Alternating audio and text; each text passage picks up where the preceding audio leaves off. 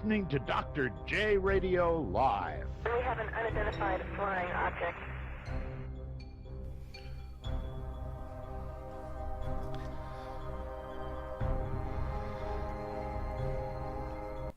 Welcome back to another episode of Dr. J Radio Live. Of course, I am your host, Dr. J, and this is truly an international show where it is 7 p.m. right here in the City of Angels, which I have to be honest, it's not very angelic, but nonetheless, I am right here in Los Angeles. On the East Coast, it happens to be 10 p.m., where I hope everybody is staying warm. And for the new UK affiliate, thank you and good morning for accepting our program, where you are awake at 3 a.m. Greenwich Mean Time. As always, we have a super fascinating show for you today. Of course, it's going to be, I think, more extraordinary than what you heard last week. Last week, of course, you heard from Edgar Mitchell again. Great guy. He's getting up there in age, so of course that's why we get as much information from him, but that's only limited.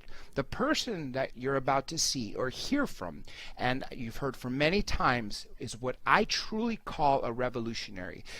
Rather than us waiting for POTUS or any other government agency, who most of them don't even know about the USAPs, or better yet known as unauthorized secret access projects. I don't think they can actually give us a disclosure. So what do you do about that? Well, circumvent them, go straight to the people, and open up a direct dialogue with the ETs so we can actually join that Federation, the Galactic Federation. And who better to describe everything than the one and only Dr. Stephen M. Greer. Dr. Greer, welcome back. Thank you. Good to be here. Let's before I jump into what I wanted to talk about, a lot of people have. I wanted just to quickly talk about what's going to be happening February 26th, 27th, and 28th, right here in Southern California, Palm Springs. Yes. Well, it's going to be exciting because I've actually never done an entire weekend where the focus is on people developing the science of consciousness so that they can then become very adept at the remote viewing and understand all the different phenomena that happens when they form their own contact teams. A lot of people don't realize that the way that I got involved with everything, including the Disclosure Project, bringing out the technologies and the information about these covert zero-point and anti-gravity technologies, was because it started as a project as sort of citizens ambassadors to make contact with these civilizations, and that was in 1990. It was 26 years ago, and so that's always been my passion. And I'm a medical doctor, emergency trauma medicine, but before I was a doctor, I was a meditation teacher and a student of the ancient Vedas. And what I learned was that when you begin to talk about or contemplate interstellar communication and travel, you're talking about civilizations that have mastered with the same level of mastery or more than we have mastered electromagnetic signals and cell phones and what have you, the ability to use consciousness interfacing with technology for both communication but also for being able to drop out of linear space-time and travel. So it gets into something most people would relegate to mysticism, but in reality it's a very hard and very physical science. And so what I'm going to try to do over the course of this weekend up near Palm Springs, we're going to be at this place. It's a really wonderful hot springs up in near Palm Springs, is to take everyone through the steps of understanding consciousness, how consciousness can be an unbounded field of awareness, remote view, and make contact with interstellar civilizations, and set up their own contact teams. So that's really the focus of that entire weekend that we're going to be doing at the end of this month. And now this has already happened globally. This is one thing I love just at near the end of the movie Sirius. For those of you out there who have yet to see it, you must be living under a rock. But definitely see it, Sirius, Sirius. Also the same name as the website, SiriusDisclosure.com. You had all these people literally from different countries, Brazil, I think China might have been one, maybe it was Japan, I'm not sure. But you had all these people that say, I'm so-and-so from Calgary, Canada, and I'm doing CE5, and all these people that really, Chile was one of them. I just got a posting of that. A lot of people have set this up where you've gone and taught them how to become an ambassador. They become ambassadors as you train them. And when you look at a map where it plots everybody who's practicing, this is truly an international phenomenon. And that's why I think it's so important, because you are instilling back the power to the people. Well, this is, one of the things that I said to the head of Army Intelligence in 1992 was that you guys have your secret programs, but you cannot control consciousness.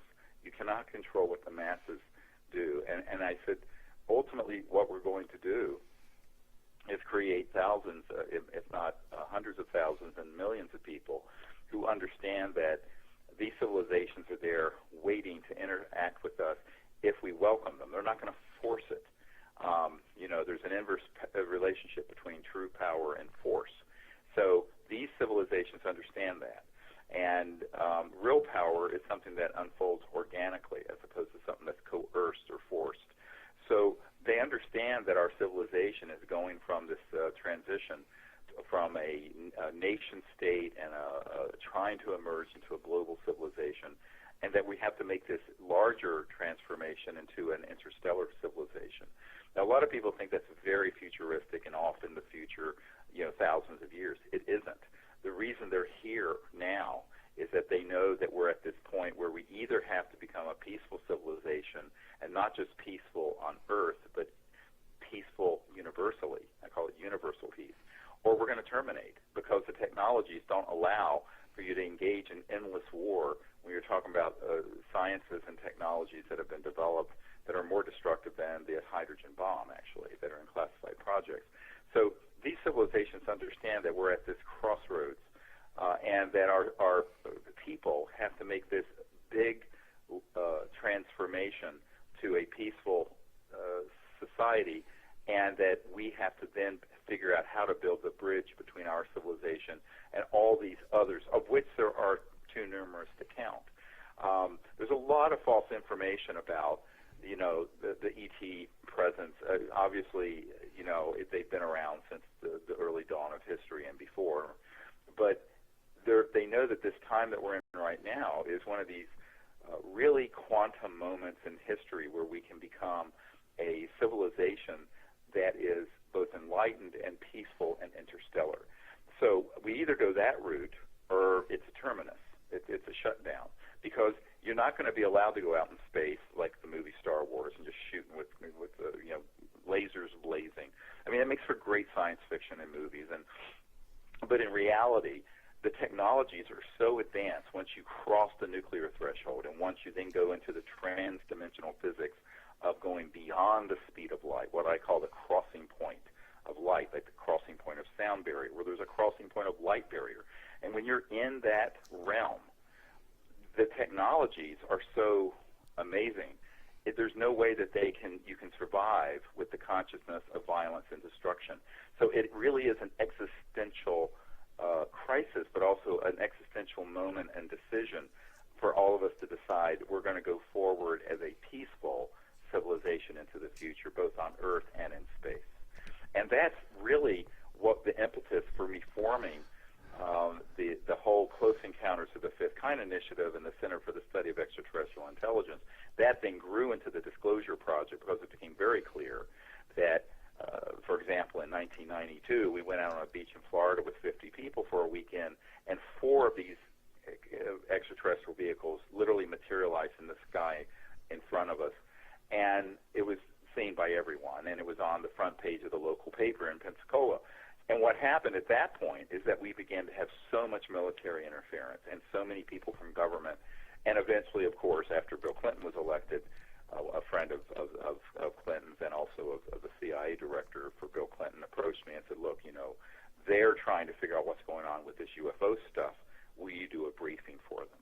So that began the whole Project Starlight, which has been mistakenly called the Rockefeller Initiative. It wasn't. It was the CSETI Project Starlight that Lawrence Rockefeller took an interest in to support it because he wanted to end the secrecy, although his brother, David Rockefeller of Chase Manhattan Bank, did not. All the conspiracy kooks go, oh, well, the Rockefellers you're working with. I said, no, they're not all the same. There are good and bad people in every family and society. So Lawrence wanted to see the secrecy end and wanted to see us make peaceful contact with these civilizations. And Lawrence Rockefeller was the one who said, look, you lead this and I'll be in the background playing a support role. But that is how the Disclosure Project evolved, because we realized that there weren't any politicians who had the guts to do anything with it, that we had to do it. And so we did the Disclosure Project in 2001 and continue to bring out disclosure information. I don't know, Dr. J, if you saw in November, we did a December 4-hour workshop on the national security state. And just to correct you, they're unacknowledged special access projects, USAPs. No, sorry, yes. Unacknowledged special access projects and are the ones that are way beyond what people think they found on Hillary Clinton's computer, which were special access projects. There are a lot of special access. The unacknowledged ones, the key word is unacknowledged. They're off the books. They're not being supervised by Congress and the President, and they are a runaway train.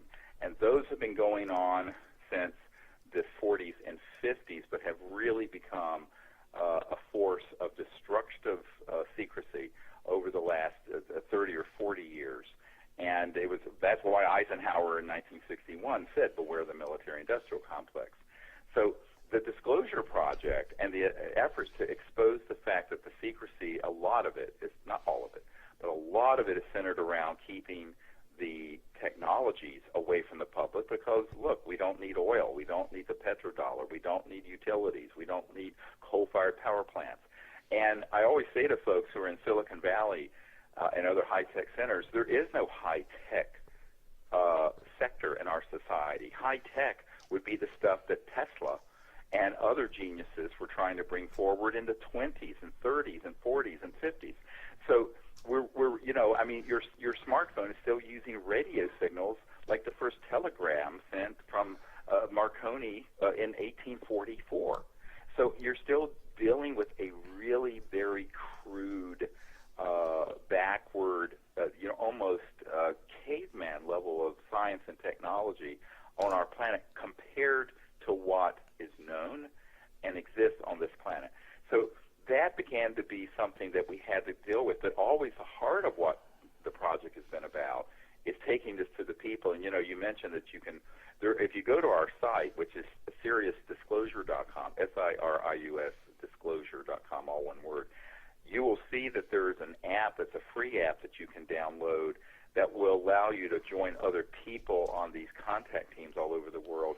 And when you zoom out, you'll see that virtually every single country in the world now have these teams and people doing it. And it's amazing how many people. We launched that 2 years ago, and it's just grown by exponential orders of magnitude. And there's also a training app. There's an app there that is available on iTunes and also the Google for Android, where it goes through an entire course in meditation and contact, and actually has your smartphone will be converted into a magnetic field detector, so that if a craft is approaching or is nearby, it'll start signaling, even if it's not in the visible spectrum. And we'll talk about this in a moment.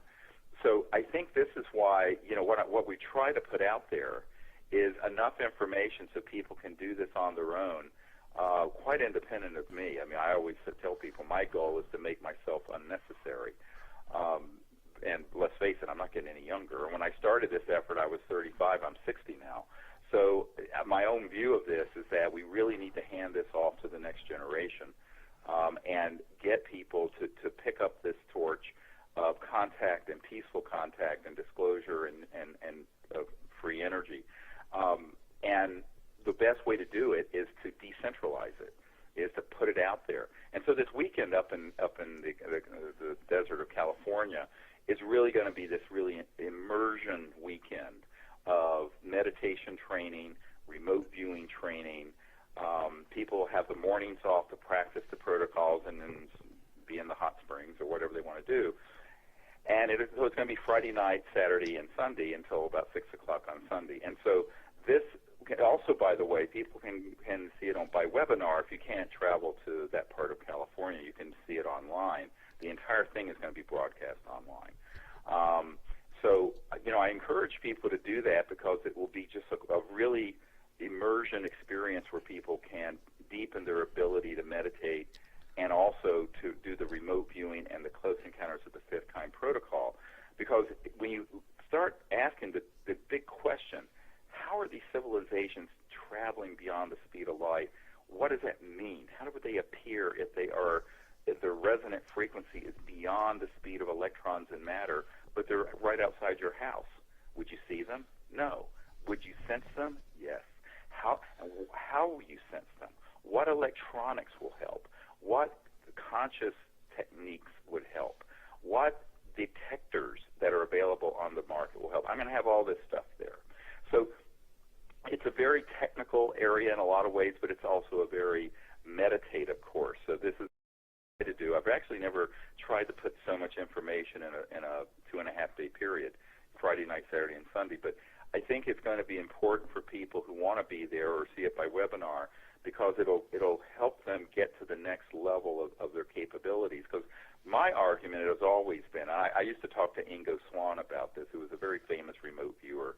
I did a lot of stuff with the military, and I was up at his home in New York some years ago, and he said, look, everyone has this ability, they just don't develop it. And I really honestly believe that. I think this is your birthright as a human being, to be able to be in this state of higher consciousness, to remote view both the present and the future and the past, if you wish, make these contact events happen, and become sort of this a spirit warrior, a very enlightened spirit warrior, like the Shambhala tradition. And I think this is something everyone has the capabilities of, and it's a very big mistake to look to gurus or certain people and say, well, they have the ability and I don't. The truth is, it's like when you look at someone, I like bodybuilding and working out at the gym and stuff, and you don't start bench pressing 400 pounds the first day you go in there. You build up that capability over time, and you do it naturally without drugs. So there's a great corollary to, I'm really into fitness and bodybuilding, but there's a corollary to developing these mental capabilities and physical development. So I always encourage people to say, look, you can do it by virtue of the fact you're a human being and you're awake. And so if you're awake, you can become aware of just the quiet state of awareness and then go into these other dimensions and make contact. And most of the reason why people don't is that they don't believe they can. And if it's like anything, Dr. J, if you say I can't do it, you won't. If I had said I couldn't put a chest tube in someone's chest who was bleeding out from a car wreck, I wouldn't be able to do it because I would talk myself out of it. So most people, you have to take a positive attitude and say, if Ingo Swann was doing this or whoever is doing this, I can do it.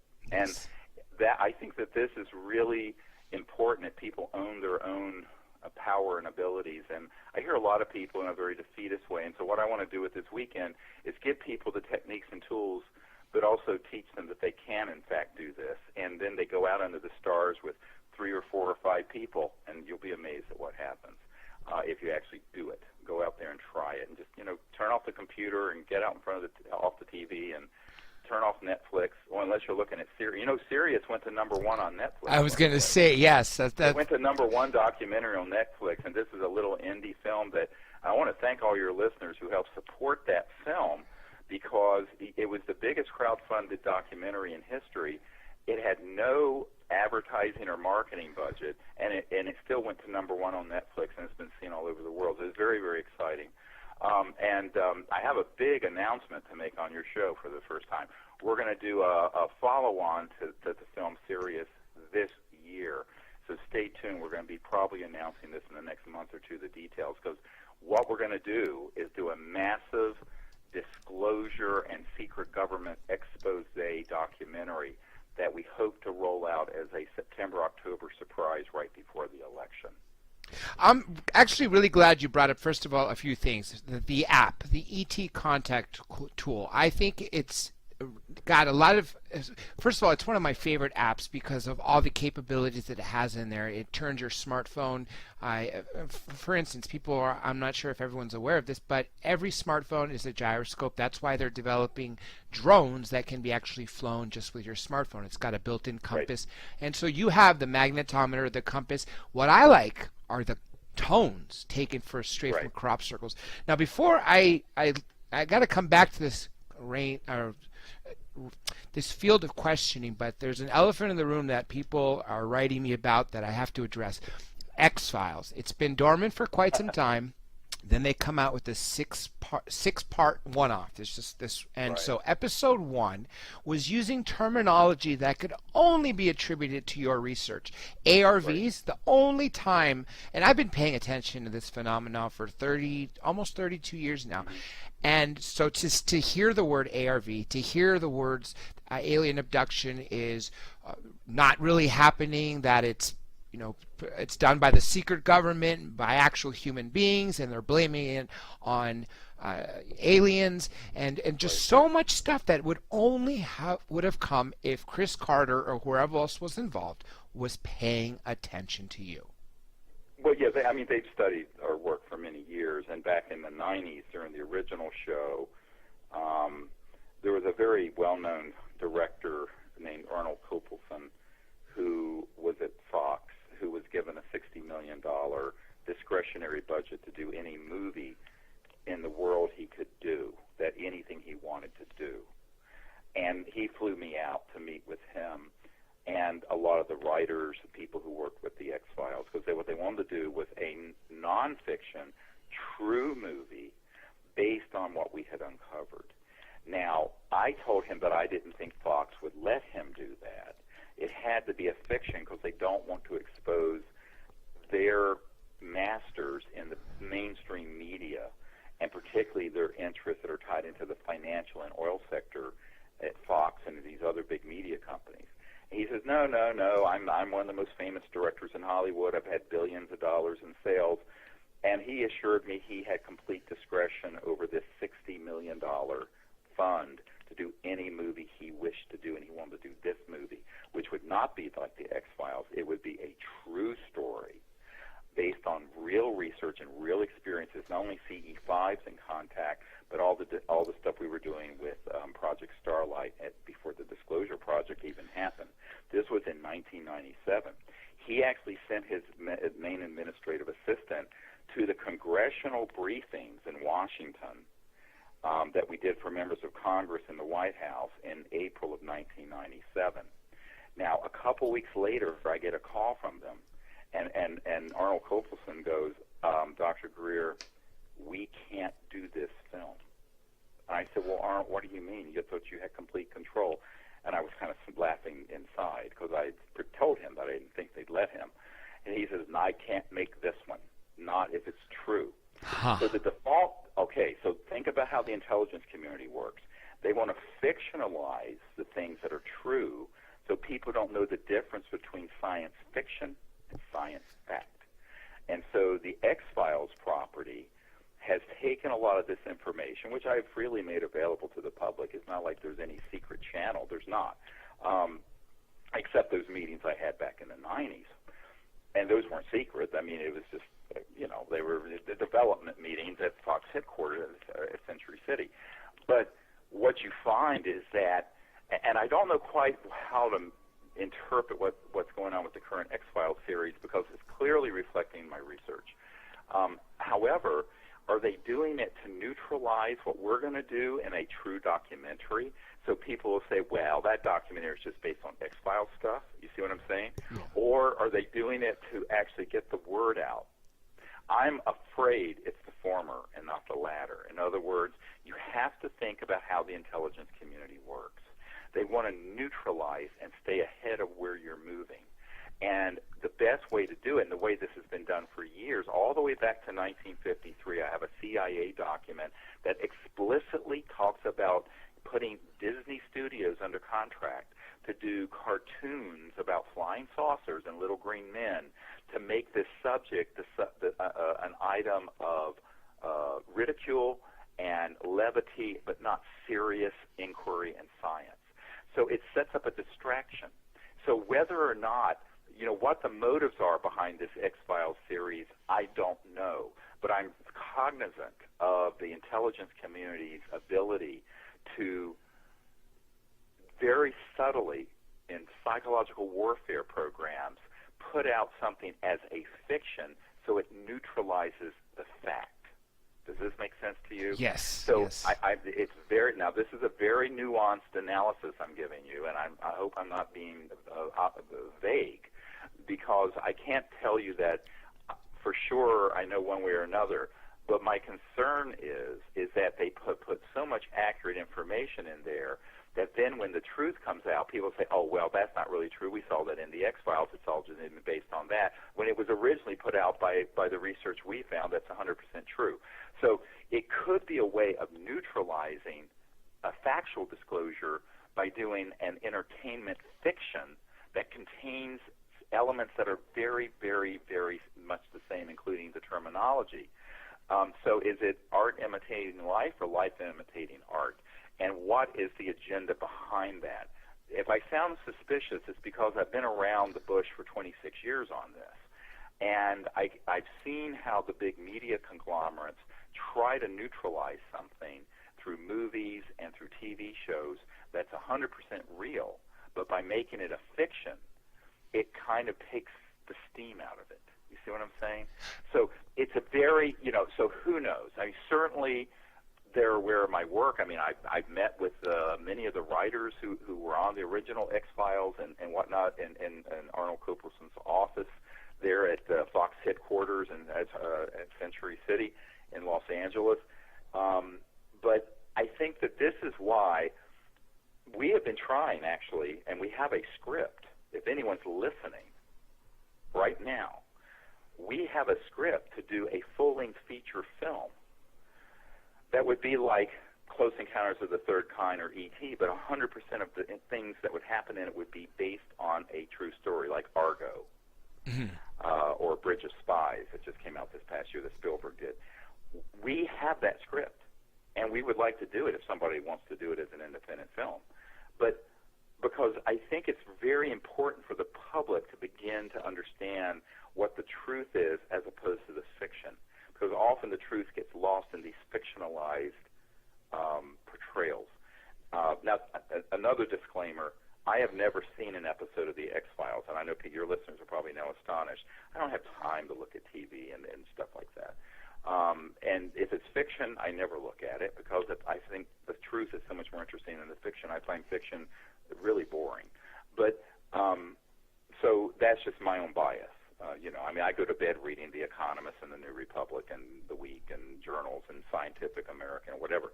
But I'm not one to be looking at fictional things. But I think that the intelligence community and the media are so hand in hand. I don't know if they're preparing people for the truth and they're friendlies trying to get the truth out through this, or if they're trying to neutralize what we're planning to do this year. You see, so do they know what we're planning to do? Of course. There's no way I can send an email or have a conversation without it being monitored. Yeah. And that's not being paranoid. It's just I've had it proven to me. Therefore, the question is, what is the impetus for this series? Certainly, a lot of what I have heard, although I didn't see these episodes, conform with the truth. Yes. But what is the agenda behind it? That is what I'm agnostic about. I don't know. I'm sort of I don't know which way I'm going to fall on that. We'll see how it goes forward into the future. But look, I mean, a lot of folks like this have watched the work we're doing. I mean, George Lucas has, Steven Spielberg has, Chuck Russell, who did What Dreams May Come, has actually been out in the desert with me doing CE5 work and Contact. There's a lot of people in the media who are very, very interested in this, you can imagine.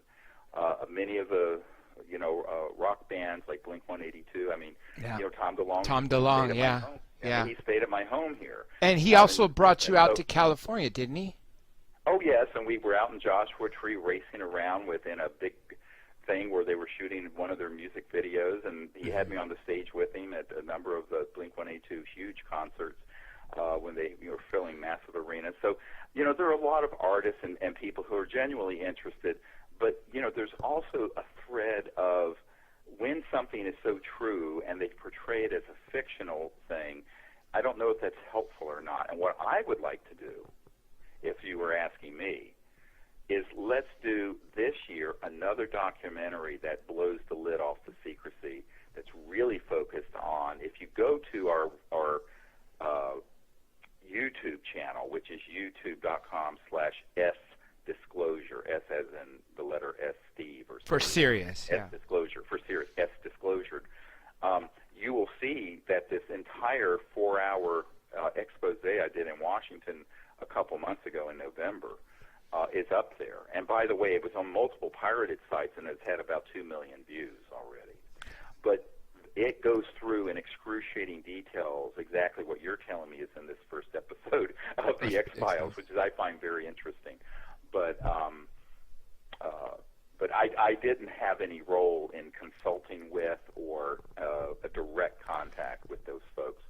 I just know that they follow what we're doing. I have that fear that you actually mentioned of the neutralization, and the reason being exactly what you found, that 1953 CIA document. This country has endured more ridicule on this topic than any other country out there. Yep. And a good disinformation campaign will take bits of truth and surround them by false. And usually the bits of truth they'll take is the most extreme. And so you're right. When this comes out for real later in a real legitimate documentary, or like you said, a fully scripted film that's based on the truth, like you mentioned, Argo or Bridge of Spies with Tom Hanks, which came out fairly recently, then you're absolutely right. People are going to say, oh, I already saw that on the science fiction X-Files. So I don't know if it's going to help. I know a lot of people. We'll see. Yeah. But, the thing is that in a sense, it's good to put the information out there, even if it's fictionalized. One could argue. On the other hand, there is this more nuanced psychological warfare spin, because I know for a fact that the CIA has been involved in this kind of chicanery for over 60 years.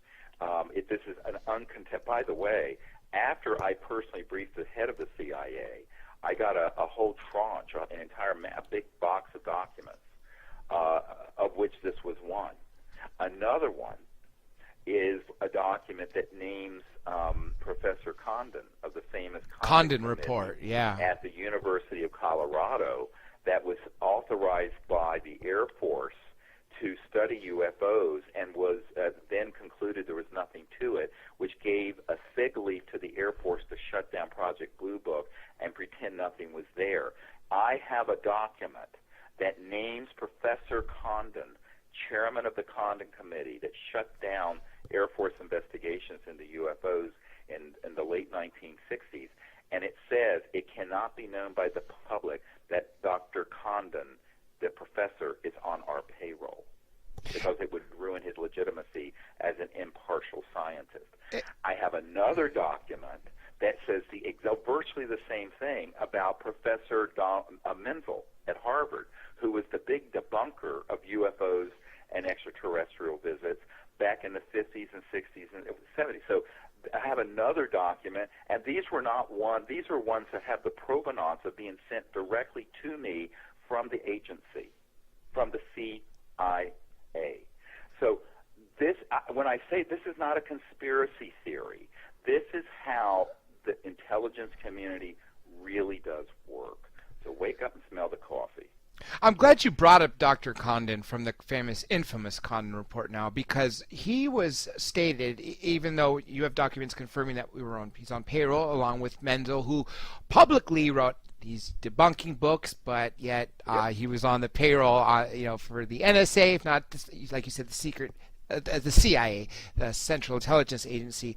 Nonetheless, though, Professor Condon stated that a few months before the report was to be released, something to the effect of that I've already made up my mind, or there's nothing to this, but I'm not supposed to say that till later, which right away off the bat indicates you're not even doing what you're supposed to do publicly. Well, no, and he was on the payroll the whole time. This is my point. And now, what's interesting, we have a disclosure project with this. Dr. Robert Woods of McDonnell Douglas Aerospace that merged with Boeing some years ago.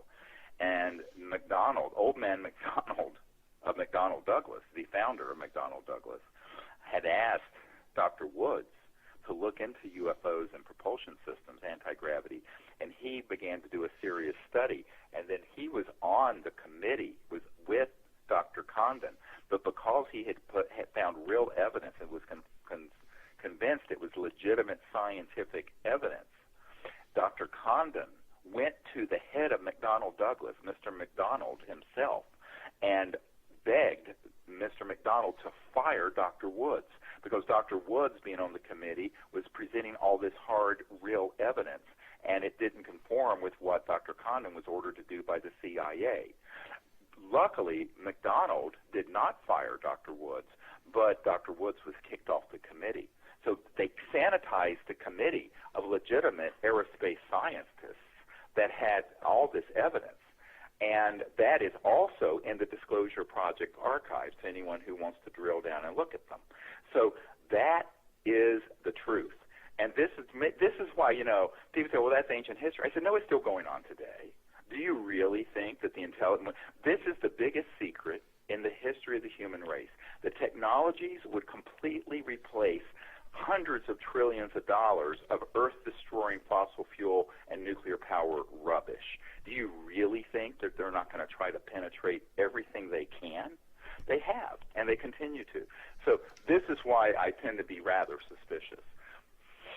In the movie series, one thing that I greatly admired from Michio Kaku is his labeling of the different civilizations, where he said, we, human beings living on Earth, are a type 0 civilization. Yeah, we're at level 0. Yeah, right. because we're doing nothing but using fossil fuels, dead animals and trees, for powering things. And going back to the technology, I was talking to someone and he mentioned, why are we still burning stuff, that's 150-year-old technology? I said, that's not 150-year-old. What do you think the Chinese were doing 1,000+ years ago to send up rockets? They were burning chemicals to send them up. Why are we using that technology? Just like when you mentioned, we have all these capabilities of our smartphone.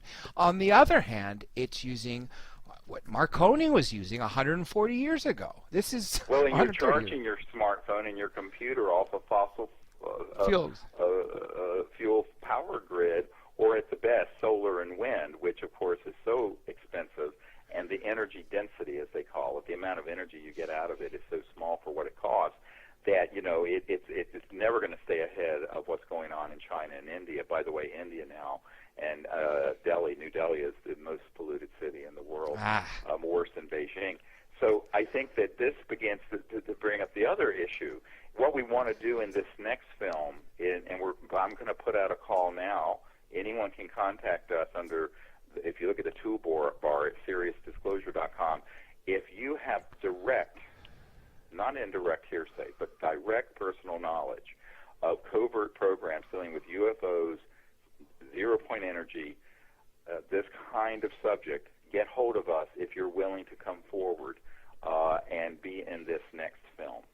Because what we want to do is put the best of the best forward and launch this in the middle of, in September, October timeframe, if we can do it. It's a very aggressive schedule, but that's what we're hoping to do.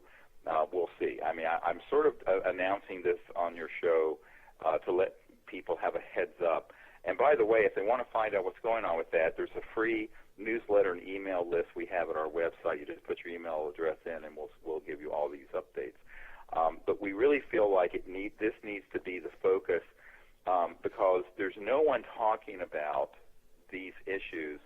Although, as you know, Hillary Clinton was asked about UFOs in a New Hampshire newspaper article back about a month ago, and she said, yes, I mean, we may have already been visited, and if I become president, I'll look into it.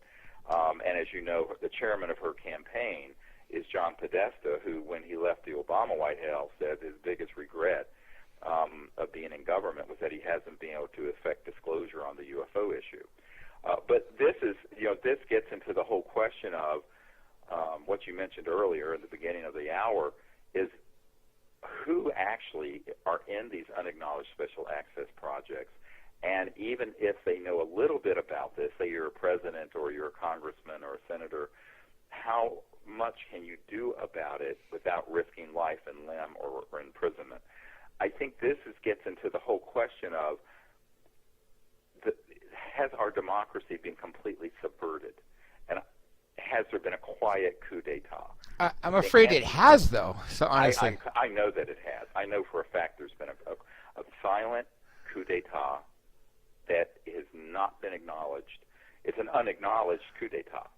So this is one of the real problems, and I don't think that's going to change, except that we get people who have the courage to defect from the system because they understand that the system that they're in is illegal. And therefore, they can come forward with impunity. And this is very different from Snowden or the WikiLeaks stuff because we're talking about programs that are completely being run in a criminal fashion. And since we can prove this in a court of law, the people who defect from Lockheed Martin Skunk Works or from my uncle's old company, Northrop Grumman, or SAIC there in La Jolla, or EG&G, or any of these other military or intelligence programs with documents, material, information, whatever, they do not have to fear prosecution because what we established in 1997-98 was that the programs were illegal. Therefore, anyone that comes out with any information is protected because the programs being illegal can't then cite the National Security Act to shield themselves. They've opted out of the system. They have to live with that.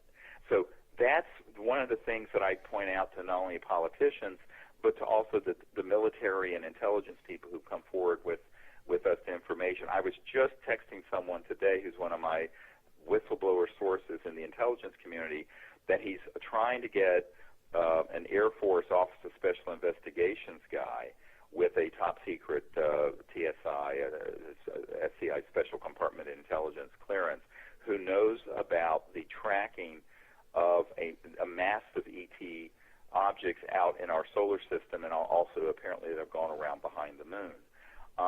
And there's one person who called into a radio show who was anonymous. I said, look, we don't care about an anonymous source. It's got to be name, rank, serial number, your DD-214 if you were in the military, something that proves. The only reason that we require that is that if it's hearsay or someone's not identified, it has no credibility. The exception to that would be if there were 2 or 3 people who knew very well a credible figure and also had documentation from that figure who knew it secondhand and could corroborate it. The other thing we require for anyone listening is that if you say that you teleported to Mars and back, you better have something and other corroborating people. In other words, the wilder your story is, the more we're going to require that there be some corroboration, and it's not a one-off, because we don't want to be caught in a sting where we're putting out something that's hoax. And believe me, there are people who try to pull hoaxes on us all the time, and I'm not 100%, no one is, but we want to be very, very careful. But I'm saying that if you have legitimate information that's firsthand, reach out to us. And you know what? All these dozens of people who came forward in the Disclosure Project and the big National Press Club event in Washington in 2001 and who have come forward since then, no one has been threatened and no one has been harmed. Why? Because we have a security system of our own. And power in numbers, too. Yeah, we have powers in numbers, but we have a security system of our own. And it's a very dangerous thing for anyone in these covert programs to get in our way. I will just say that. It's very, very risky for them because it will blow back on them, and I mean really big. So, and legally, there's really nothing that can be done because we can prove. Because it's not like I'm one of these, a UFO researcher who hasn't been there. I mean, I've been the guy who's actually been with the head of the Defense Intelligence Agency and the head of the CIA, and members of the Senate. It's not like, I'm claiming to be somebody I can prove this, have letters, I have documents. And if those folks were being lied to and deceived, then that's proof of a criminal operation, because we can prove the operations are going forward, but the people who are supposed to be overseeing them are being lied to and deceived. That in and of itself is treason. So you want to spend the rest of your life in Leavenworth or That's right. Get in my way on this. And I actually said that to the head of Army Intelligence once. You don't want to just stand aside, get the hell out of the way. I mean, you may not support what we're doing, but don't get in the way of it. Because if you do, we'll be able to prove that you're part of this criminal enterprise, and you'll spend the rest of your life in Leavenworth Federal Penitentiary. So I think that people have to begin to get some courage here, because we're not only on the right side of history and the right side of the angels, we're on the right side of the law here. Yes. Yes. Actually, I have a written question, but before I do that, we have two persistent callers, and I figured I might as well let them through, even though I told people wait till after break. It's okay. Nonetheless, I want to go with in order. Area code 952. What's your name? Where are you calling from? Hi, my name is Betsy, and I'm calling from Minnesota. Hi. Do you have a question for Dr. Greer or comment? Yes, I do. Do you believe in interdimensional beings, not as such aliens, but as like jinn and other beings like that? That's my question. It's a great question, yeah. Well, whether jinn, I mean, I don't, there are different terminologies. I mean, it's a great question, because there's a whole lot of what I call cosmological confusion or indigestion. And I'll tell you a little funny story. When I was at the Vatican with Monsignor Balducci, who was a senior theologian to the Pope, yes, John Paul, and I was at his apartment overlooking the Basilica and all this. And he said, look, he says, angels, or demons for that matter, don't need flying saucers, and they don't need spacecraft. That's right. And he says people confuse. Now, are there other dimensions that are not ET but are real? Absolutely, I know that's to be the case. I mean, I had a near-death experience when I was 17 and went across on the other side, and I saw this. So I think that, however, what has happened in the so-called metaphysical and UFO and alternative community is to sort of throw them all into the same category, when in reality there are very clear distinctions. So it's like a set and a subset, if you understand mathematics. So let's say if you're an interstellar civilization, you're going to be both physical and have spacecraft and physical bodies on a physical planet, but you're also going to be trans-dimensional or interdimensional, because you have got to figure out how to go beyond the speed of light.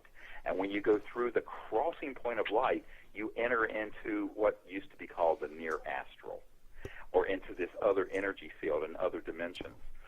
Now, you could also be beings, intelligent beings, that are completely in that form and are not physical. They don't need spacecraft. Just like when you have a lucid dream or an astral body experience where you fly, and this has been done since the early human history. I've had it happen many times where I've lifted up out of my body and gone places. That is your subtle body that is not physical as in electrons and neutrons and protons, but it's still real. But but there are beings, both who have passed out of the physical world and others that have evolved, like in the so-called angelic realm, that actually reside in other dimensions in totally reside there and don't have physical planets and physical bodies. Now, to make things more confused, those beings, on occasion, can create phenomenon that interact with this dimension. So that's where poltergeist comes from. So what people have to understand, and one of the things I'm going to be teaching this weekend at the end of the month, the 26th and 27th and 28th up in Palm Springs, is discernment and experience, so that you understand, is this phenomenon related to something extraterrestrial or something that's purely residing in an interdimensional or transdimensional realm? Or is it your great-grandmother trying to contact you? I mean, I think that this is really, really important, and your question is so excellent because it isn't talked about in the UFO subculture much, and what happens is that it becomes very confusing to people because everyone wants to say that anything that goes bump in the night is extraterrestrial, but it isn't. Because we have we have an enormous multiverse. This universe has multiple dimensions, too numerous to even count. And there are intelligent life forms that some have physical bodies, some don't. And so there's all kinds of phenomena, not one phenomenon. Absolutely. And that's what's so exciting about this. I mean, this is a whole area of science and study that needs to come out of the shadows so that people really understand. And by the way, I will tell you, there's no way to be an ambassador to these interstellar civilizations without understanding this cosmology. And back in the mid-'90s, I wrote a paper. It's in my first book. That Thomas Jane and other actors I've met, that is their favorite book, because it goes really deep. And the paper, the research paper, is called Extraterrestrial Intelligence and the New Cosmology. And it goes into all of these differentiations and distinctions that need to be understood, so that it doesn't break down into just sort of a mush of mythology. And so there's discernment that people have. And this also gets into the question, a lot of people have an experience that's, they will call it paranormal, and they'll think it was with an ET, when in reality it was from a being from another dimension. And people have asked me how many dimensions, and people have asked me, how many dimensions are there? I said, how many numbers are there between 0 and 1 and infinity? Infinite, right? Okay, there's virtually, because we're talking about resonant field shifts. Now, this gets into really esoteric stuff, but just like you can take an electromagnetic spectrum and just shift it subtly and get different radio stations around the dial, you can look at the whole cosmos that way. So we think of the universe as this material thing, which in reality, even the material universe is infinite, and they're going to find this out sooner or later. But then there are these other dimensions enfolded within it, each of them being infinite. So it's infinity within infinity within infinity within. It's like a fractal that goes on forever. It's absolutely astonishing.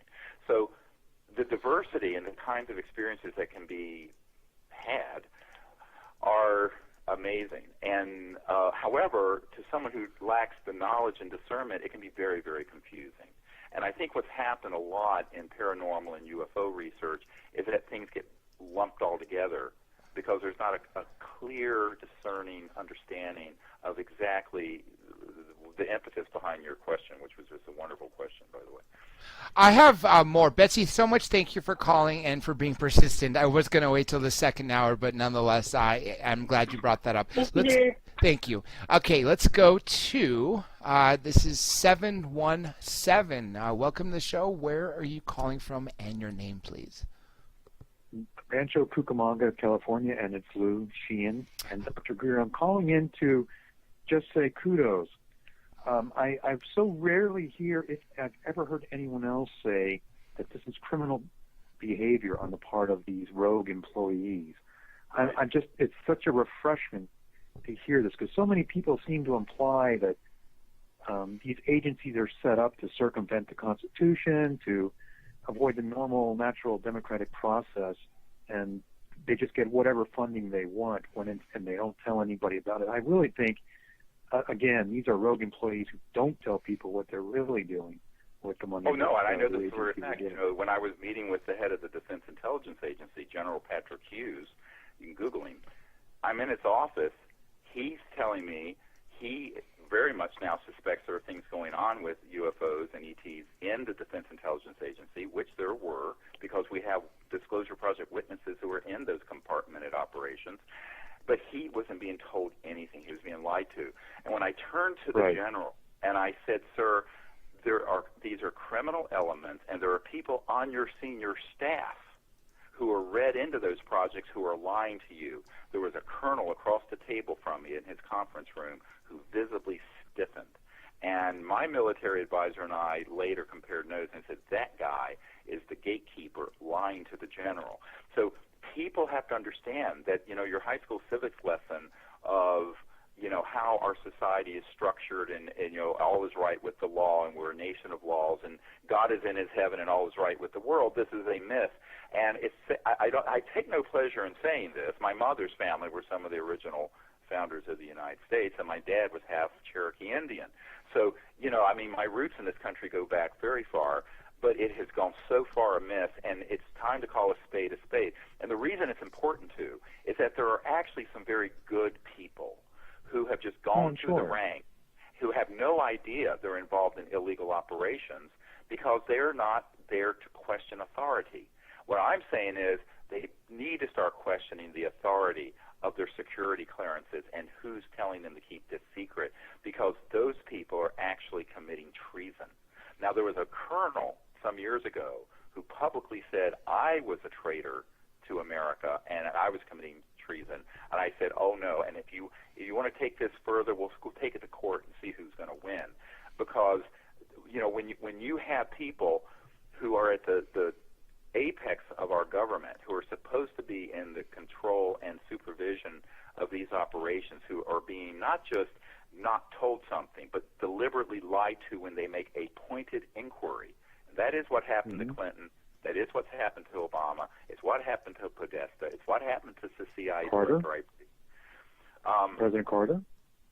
Carter, President Carter absolutely. as well? I have it on very good authority that President Carter, from multiple independent sources, demanded to know stuff about UFOs because he ran on ending secrecy because he was the governor of Georgia and had a UFO sighting. I actually have his report form of the sighting. And he was told by outgoing CIA director Bush, George W. Bush's dad, the elder Bush, that he said, I won't tell you anything. And if you want to find out about it, go ask the Congressional Research Service. Basically blew off the incoming president of the United States. Which is improper. That's improper. Go ahead. Well, no, it's illegal. It's a complete subversion of that's treason. Oh, that's what I want to hear, treasonous. because so many people do so not people, get that. Here's a really important thing, and I'm glad you brought this up. People who want to come forward need to know that not only are they not going to be violating any law, they're going to be true patriots to not only the United States but to humanity by doing so. I agree. It is an act of enormous patriotism to come forward and expose this kind of criminal chicanery. And I think I just want to say kudos. Kudos to you, because so many people do not understand this. And I hope you get that word out. And I didn't mean to interrupt you, but I just want to make sure you understand that I really appreciate what you're saying. So. Yeah, no, I do, and I appreciate your support. It's controversial, the position I've taken, but I think that it's based on facts. And I have to say, I didn't start out this way.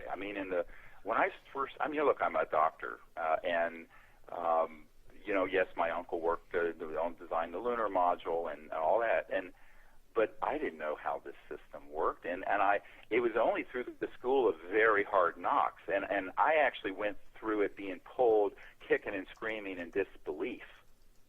That in fact, when I got the FedEx from the man setting up my briefing for the director of the CIA, and he said they've made inquiries and are being told nothing about this, and you're going to be the first person to brief the Clinton administration and the CIA director on this, that they were being deceived. I thought that was certainly a lie. But if that had happened one time, I would say, well, it was just they didn't want those particular. It's happened over and over and over and over and over and over again, and not just in the United States. When I met with Lord Hill Norton, who was head of the Ministry of Defense, he told me the exact same story. That he was never told the truth about any of this, even though he was head of the Ministry of Defense, and as such was head of MI5 and MI6. So this kind of compartmentalization, when it reaches the level of such secrecy that it undermines the rule of law, that is then criminal. And that's what Eisenhower warned us about.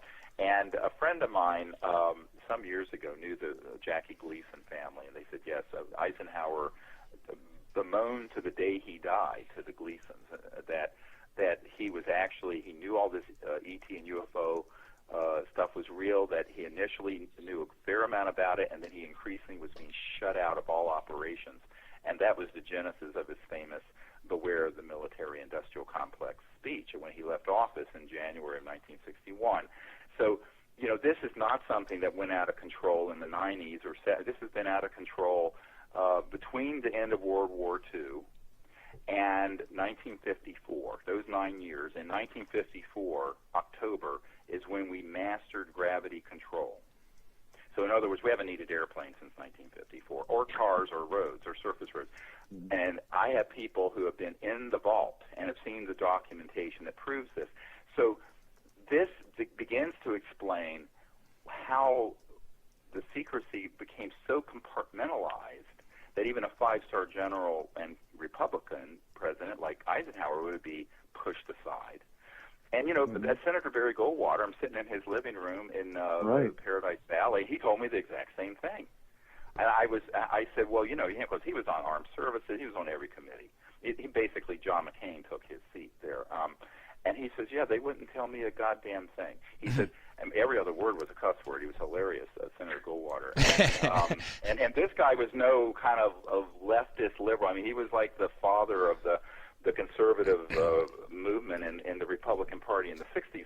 But he was horrified that this information had become so tightly held that he could not find out anything about it. And when he asked General Curtis LeMay, a very good friend of his, about it, General LeMay turned to Senator Goldwater, who was an Air Force Reserve general, and said, Barry, if you ever ask me about this again, I will personally see that you are court-martialed out of the Air Force Reserves. He says, I can't, and because Senator Goldwater said, I want to get into the Blue Room at Wright-Patterson Air Force Base where the ET materials were sent. And General LeMay said, God damn it, I can't even get into that area anymore, and you better not ever ask me about this again. And put the fear of God in Senator Goldwater. So I think that this is, if I had heard this from one senior leader of our country or from one person overseas in Great Britain or other countries, but I've heard this, it's over and over and over and over again. And believe me, it's been one of the most traumatic things of my life to realize that all these emperors have no clothes. And, we're sitting here, our butts hanging out naked in the wind because this whole thing has gotten so out of control that no one knows how to rein it in. And this is why it has to be us, we the people, and those who are in these projects defecting under the cover of a legal umbrella that we have created. And we created this legal umbrella by notifying every agency in the U.S. government and stating that these operations are illegal, and unless we are notified otherwise, we're going to bring forward documents that are top secret, testimony that's classified, and that all of this is legal to do because the projects themselves are criminal. And we were never corrected. I mean, this went out in 97, 98, and to this day, I have never heard from any official in the U.S. government saying you are wrong. So people who are listening who have been in these projects need to reach out to us and come forward in a new wave of bringing this information out. And it isn't to create trouble. It's to create a massively dysfunctional crisis in our to correct this dysfunction, but also to lay the foundation for the people and the people's representatives getting this back under control. Not only in terms of relations with these visitors, but also with what's going on with the science and technology end of it. And it may be that, right off the bat, we can't bring out, interstellar level of technology or things that or anti-gravity that can go from here to Baghdad in 2 or 3 minutes, because, obviously that's a delivery system for a missile as well. But we can certainly bring out the energy generation component of it. So every car has a free energy electric motor. So every home has a heat pump type system, but that it's actually generating electricity. You get off the grid, so that we shut down all the coal-fired power plants, et cetera, and so on and so forth. I call that phase one of the technology disclosure. And, it's funny, I was just talking to a man just before this show about getting me together with a group of 30 billionaires on an island in the Caribbean next week. to talk about this. And I said, well, do you think? And will Dr. J be there? I assume. At the end of this month. Sorry, I couldn't resist. Oh. Well, no, I mean, I get invited to these kind of crazy things all the time. Yeah. But but the question I had to my contact to this group was, well, is there anyone there who would have the courage to go forward with any of this? Because if they don't have the courage, it doesn't matter. You're right. That's right. And here, everyone is asking, why hasn't this happened? I always tell people, it isn't that the evidence isn't there. It isn't that the science isn't there. It isn't that the documentation isn't there. I've got a disc with thousands of pages of confiscated, by the CIA, confiscated technology patents with their plans on it. You got to have a lab. You got to have funding. Who wants to put that in? Now we were hoping the Sirius film would generate enough revenue we could do that. It didn't. Maybe this next one will, or maybe someone listening will have the resources to do it. But ultimately, I think a lot of revenge would be extracted on anyone who was a whistleblower. I really think. Well, a lot of revenge, and I think that. Yes, it is. And here's the other problem. I was meeting with a billionaire out here in Hot Springs, Virginia. He had his personal income was around $750 million a year. And he said, look, I was friends with a senior executive at General Motors in the late 60s who told me they had these technologies in a classified part of GM. And he thought it was time to bring it out. So every GM car, this was in 68 or 69, would be a free energy electric car. But 2 weeks later, this executive was found dead. I said, yeah, but that was the 60s. He says, yes. But he says he had five private jets, and occasionally he'd let me use one. And he said, look, my grandkids ride around on these private jets. Do you know how easy it may be for them to knock one of them out of the sky? I said, sir, I don't think that's going to happen. If you provide the funding, I'll take the heat. He says, no, I'm not willing to risk it. So there are enough people who have seen the ugly side of this suppression, and it is real. This is not a conspiracy theory. So I tell people it isn't about money. I mean, in Silicon Valley, they're minting a new billionaire every week out there. All the unicorns. It's about finding someone who has the courage to do something with those funds. Besides another app. I agree. And so I've seen the government at work. I've seen government extract its revenge. I mean, just punish people and sue them left and right and center over minor details and just making things up just to drive them into the ground, to alienate them from their family and friends, or their friends will abandon them. They don't want anything to do with that type of thing. That's right. And Dr. Greer, I wanted to thank Dr. J for letting me have this lengthy conversation. Just excellent. Yeah, no, that's great. So it's wonderful. It's a wonderful focus, and again, anyone who can come forward who can help with details and information on this, we encourage them to reach out to us, and really anyone also who can provide support for the research and development and release of these technologies. I mean, I'm confident that we could do it if we had the backing and the resources to do it. I mean, but it takes people who are going to do it. So either the public has to come together and support it, or there have to be some sort of angel funders who want to do it, notwithstanding the risk profile of it. And I will say that getting the information out, it hasn't been that hard. I mean, the number of people I've been able to reach through the internet and stuff exceeds the nightly viewership on CNN. That's right. The problem is, it does. The problem is getting people to actually take the information to the next step and take action. And so this is where I tell people you need to form your own CE5 contact groups. You need to find witnesses. Those of you who live in California, network with people up near Palmdale and Lancaster and the Edwards complexes. There are lots of people out there who are working on this stuff who need to come forward. Before I go, could you? I'll take this off the air if Dr. J. Yeah, go ahead, Luke, because we got a few more callers. Okay. At the end of the show, or at some point, again, go over what's happening at the end of the month. I kind of missed that. Yeah.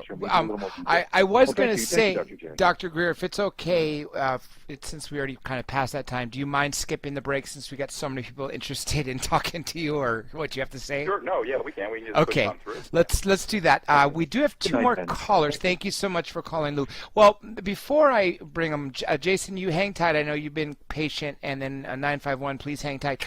Dr. Greer, if you just want to go ahead and finish finish Lou's thing, because I was going to use the time after the break to talk about the event again, and we'll do it again before the show ends. Why don't you just briefly, one more time, for those who may have joined us a little bit late and missed the initial question about the event that's coming on. And then, of course, I'm going to bring on these callers that are waiting. Well, yeah, there are a couple of events. I'm going to be at the Conscious Life Expo at the LAX Hilton I'm going to be presenting on the 21st, Sunday the 21st. That'll be a webinar as well as a live lecture if people want to come in person. But then we're doing a weekend, the 26th of February, 27th and 28th, up near Palm Springs at a hot springs. We're going to be there presenting all the information related to the science of consciousness, the meditation techniques, remote viewing, contact, and also the physics behind transdimensional phenomenon. And I didn't mention this before, Dr. J, that this is really important. You're sitting out under the stars with a group of people, and all of a sudden there is an electronic tone that comes out of thin air that goes all around the circle and begins to then interact with one of your electronic devices, making a series of repeated technological tones. It's transdimensional electronic communication that's interstellar. This has happened hundreds of times. So there's so much phenomenon that I normally don't get a chance to present to people unless they come out for an entire week with That's me. right. The week-long seminars, you do the 6-day ones, right? Yes, but those are limited to 25 people, and they fill up within 1 or 2 days. Yeah, I remember the last time we were trying to promote it, but we couldn't, because by the time the show was over, it was already filled up, literally. Yeah, but see, this event where we're just going to be, it'll be an indoor event, but then people can go out at night on their own, and in the mornings they're going to have off the practice and also be out in the hot springs and what have you. This particular weekend we'll be able to hold a much larger number of people and really take people through the training process, not only of the meditation techniques, but also the techniques for getting into the ability to do really accurate remote viewing, and then how that's used for ET contact, and then how to form your contact teams. And then on Saturday night, we're going to present a whole bunch of images and tones and other phenomena that have happened, and I'm going to do a very in-depth explanation of how those events happen, what they mean, and what to look for. Because, everyone thinks it's going to be like a science fiction movie where a flying saucer lands on top of your head.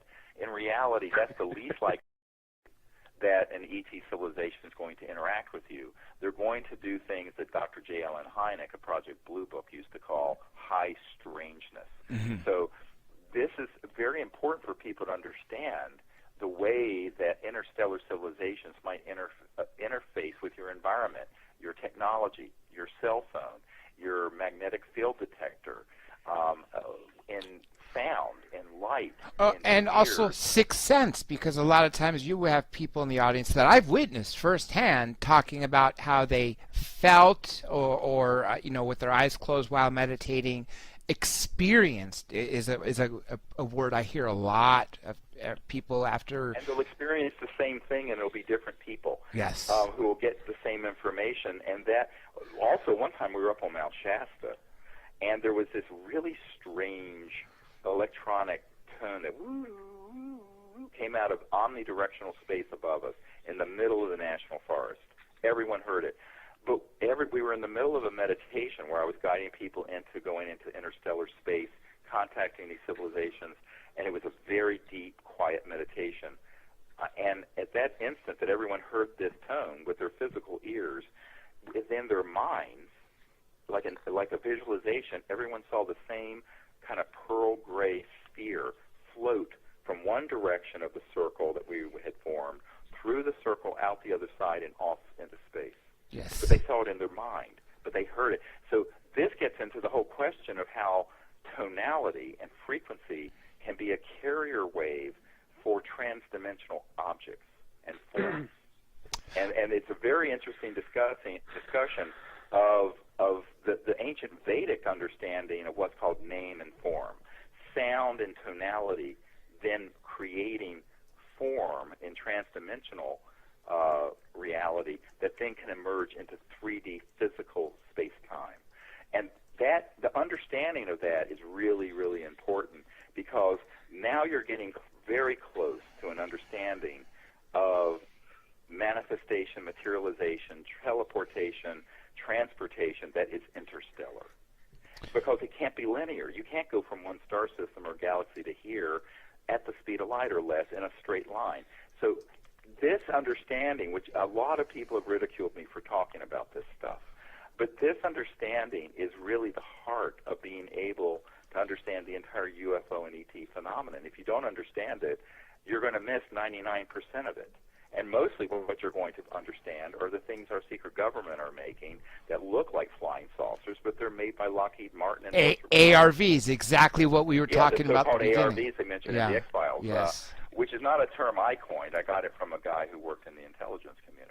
But yet no other researcher revolutionary in this field has ever used that term except you, which is, I know you got it from your work and from the briefings that you've had with the CIA director and all these scores. It's not even dozens, it's scores. I believe you had, what was it, close to 200, or was it 200 hours witnesses at the Disclosure Project? Not that actually attended, I'm talking about that came forward and you were able to film. Yeah, we have over 100, and we hope to get another 100 if people come forward for this next expose. And I think that this is the other thing is, if you go to our YouTube channel, I think we have 5 or 6 dozen of these people's testimony up there. That's but right. Remember, those are only little clips of them. The actual interviews are 1 or 2 hours each for over 100 of these people. But no one's going to look at 200. I mean, one of the problems is that I have so much stuff. But we want to get newer whistleblowers, but also ones deeper and more current. And that the more that come forward, the better. It's safety in numbers. It's credibility in numbers. And this is the year to make that happen. And I think that, we may, in fact, crowdfund this next film, and if we do, we're going to be calling on everyone to help us. I'm talking to some other people. It isn't hard to get a thing like this funded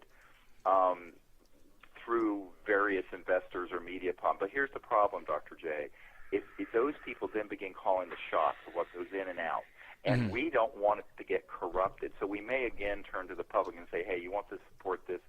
You can do this through crowdfunding, and you'll get a copy of the DVD or a video of it, or come to the premiere. Or even get credit. Like you had several people, I remember, that donated a certain amount, because I was at the premiere, 2013, I believe, or end of 2012. No, it was April. Yeah, it was less than 3 years ago. Yeah, I didn't know you were there. Yeah. Well, there were 1,300 people at That's that right. premiere. That's right.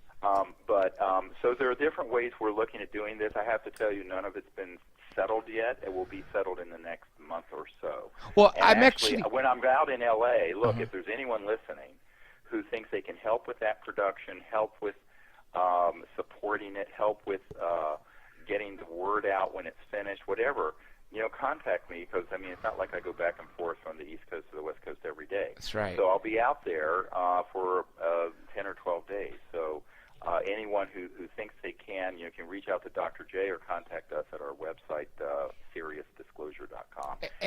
And we want to launch this this year and really move the ball forward for the people's disclosure. Because, again, there are a lot of people who think, oh, well, if we make enough noise, someone in Congress will hold a hearing. That I doubt. Yes. But be honest with you. But, however, if there's enough people who come forward with information and enough people support getting a film out so there's a way to get it out to the masses, we become the government of we the people doing the disclosure ourselves. This is something that most people are astonished when they hear this. I said, no, I'm not asking. It'd be great if the next president or the next chairman of the Senate Intelligence Committee held an open and honest hearing on this, but why don't we do this ourselves? This is a country of we the people. We're the people who rose up and overthrew the King of England, for God's sakes. That's right. So why don't we do this ourselves? Are we totally without wit and power? No. If we come together as a group, we can do this ourselves. And so I've always maintained, from 1993 until 2000, I gave the Congress and the UN and other governments and the president a chance. They dropped the ball. They wouldn't do it, so that's why we did it ourselves.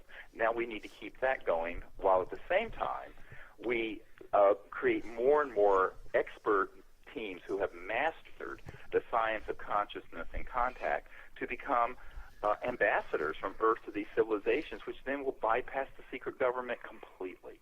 So, all this is about empowering ourselves to do this without fear.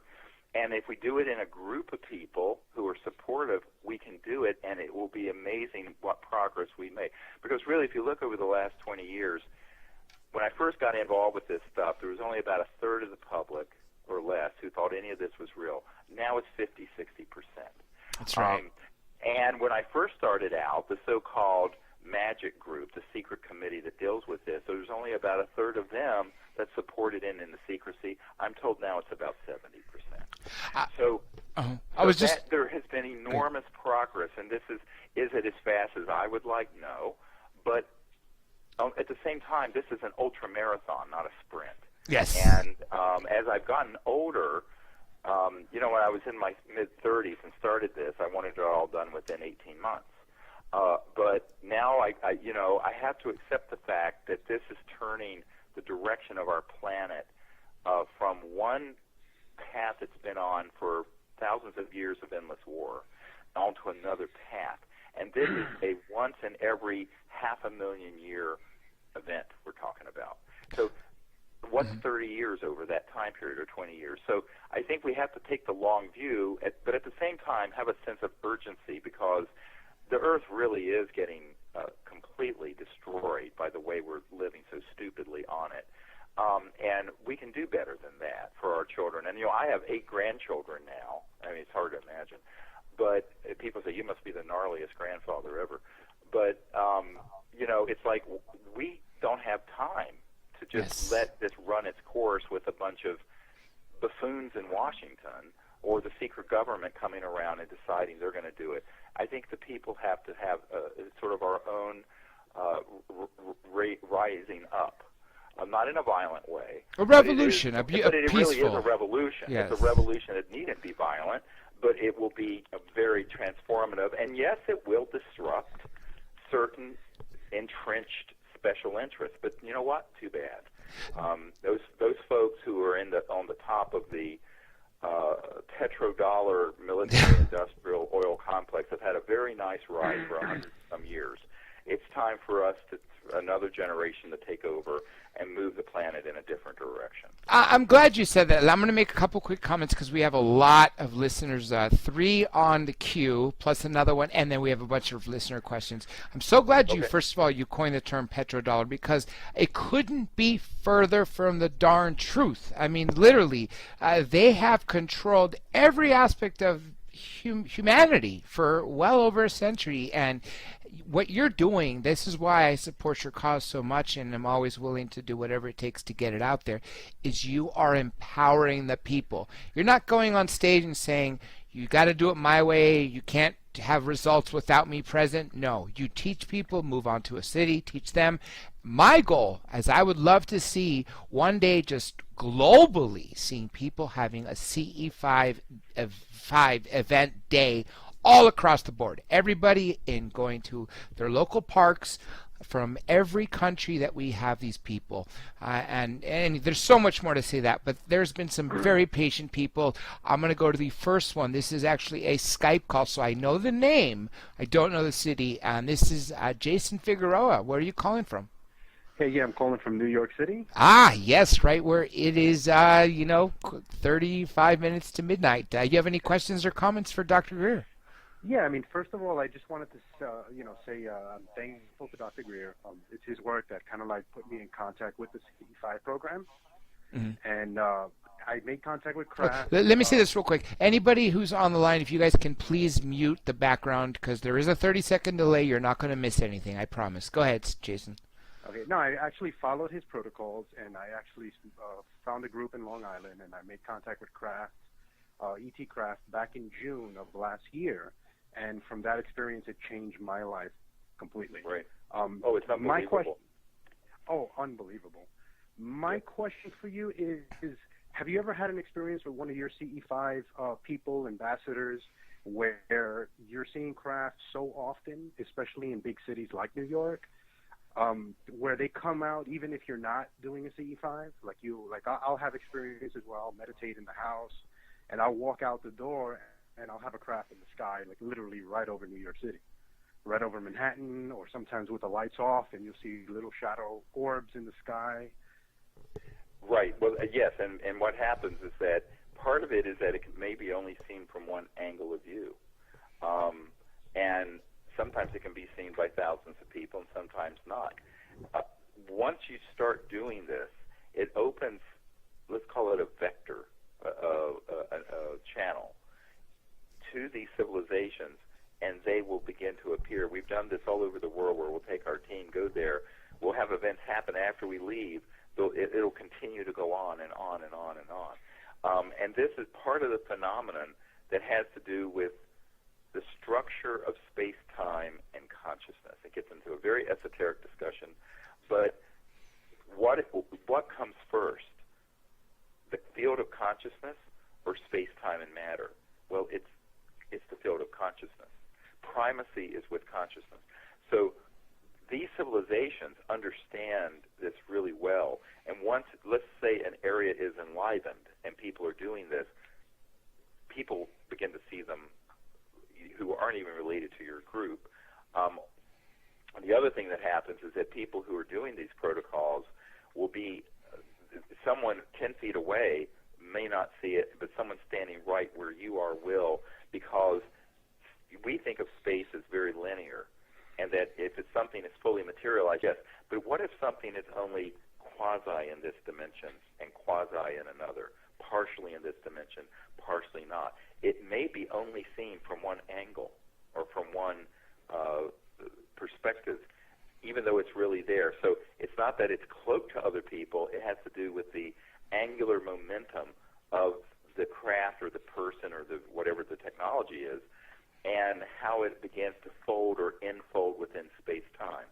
So there's so many different ways that the phenomenon happens, and that's why, I'm going to try to go through as much of this as I can over this entire weekend, because it will answer a great many questions of experiences people have had that seem to be completely mystifying.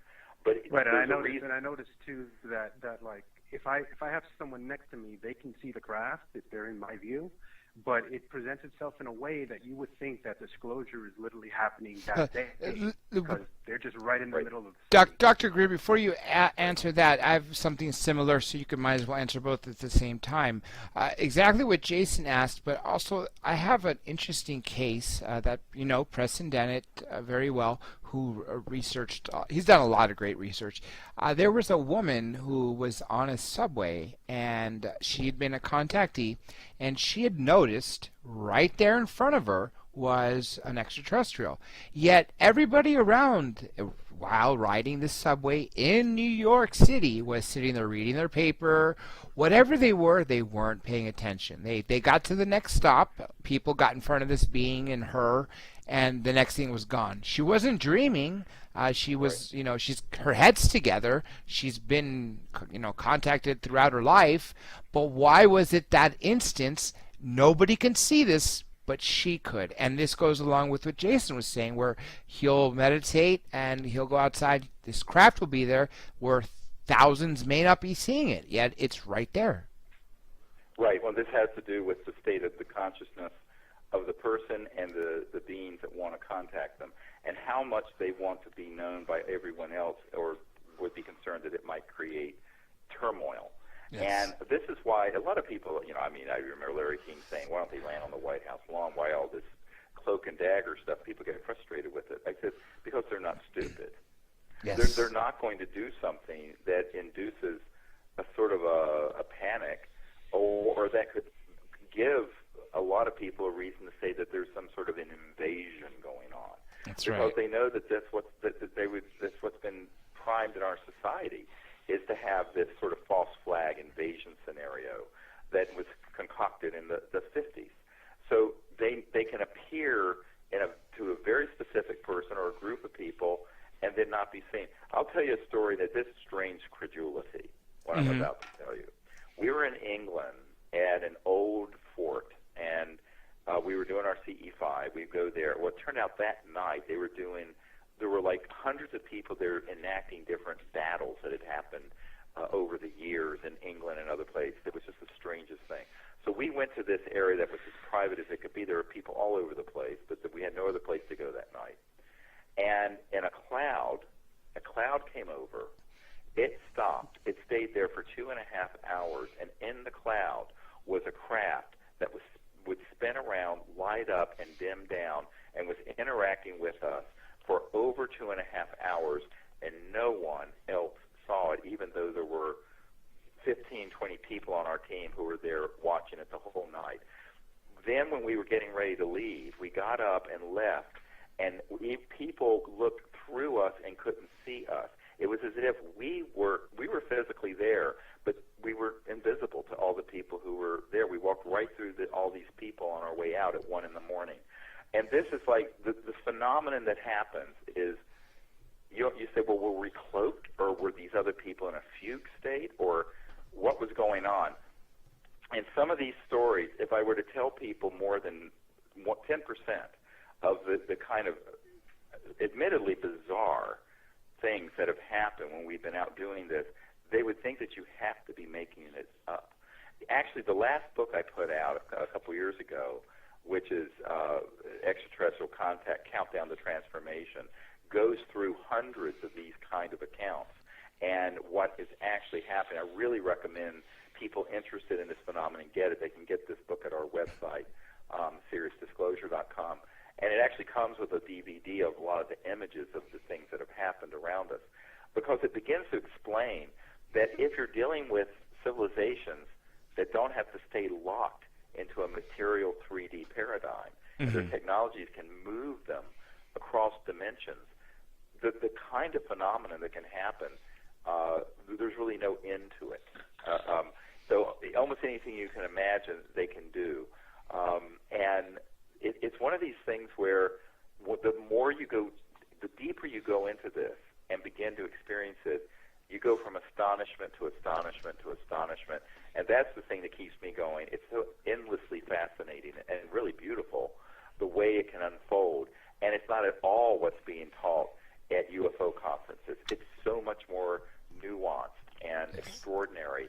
And I've used the word complex not in a negative way, but something that requires multi-dimensional levels of thinking and understanding, because everyone wants to cram these interstellar extraterrestrial beings and their civilizations into our linear 20th century or early 21st century box. Well, which you can't do, though, because, see, you can't do it. Words are two-dimensional thoughts. thoughts. It's axiomatic. That if they're actually, well, it's like Arthur C. Clarke said, any civilization sufficiently advanced, all their technology will look like magic to us. Yes. And I think that's why a lot of people confuse the extraterrestrial activity as angels and demons and things like that, because of the fact that they're so nonlinear. Yes. Right. And also that it can be something that does legitimately cross over into these other phenomenon. And if you don't have discernment, and I have to say, sometimes with all the years, I mean, I've been having these experiences honestly since I was a child. Yeah, right after your near-death experience was when you even really... before that. When gotcha. It's like when I was 8, 9, 10, I had a sighting, and then I would go to bed, and I would awaken in my room, and there were these beings there, and I didn't know what the world they were doing. So my experience with this goes back to 1963 or something, when I was a child. And so I think that this is, and even with all that, almost every time we go out and do this for a week under the stars, something happens I had never seen before, even though I've done this for thousands and thousands of hours. What that says to me is that they're trying to stretch our minds. They're trying to introduce realities and consciousness and understanding of the universe that takes us beyond, sort of what is this sort of 3D linear box that we try to cram our reality into. Yes. And that's, I think, one of the bigger meta messages, overarching messages of the ETs, is that they're trying to sort of expand our paradigm into something that will begin to comprehend the reality of becoming interstellar.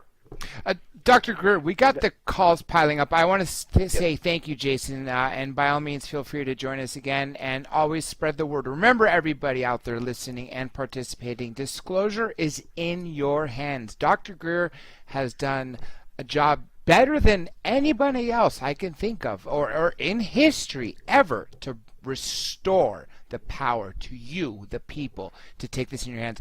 We got several callers. Thanks, Dr. J. Thank you. Thanks, Dr. Greer, and appreciate everything, and of course. all the good work that you guys are doing. Before I go on to this next caller real quick, Dr. Greer, bringing up false flags, this is something important because this was a written question that was received before the show when people knew you were coming on. I recently had on Lieutenant Colonel Dr. Michael Aquino, PhD, who's got who sticks out of history for his controversial, religious path in the 69 through 75, but that's not what I brought him on for. He was, of course, lieutenant colonel an officer. He joined as an officer because he was in college. We went to the same school. He got his PhD where I got my bachelor's and moved on to go to law school from UCSB.